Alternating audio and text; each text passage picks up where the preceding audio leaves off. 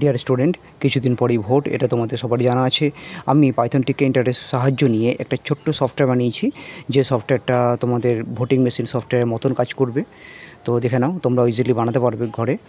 তো এই সফটওয়্যারটায় রান করলে দেখবে কয়েকজন পার্টির নাম এবং তাদের পাশে একটা করে বাটন রাখা আছে। বাটনগুলোতে ক্লিক করলে ভোট যে রিসিভ হচ্ছে সেরকম ওয়ার্নিং মেসেজ আসবে।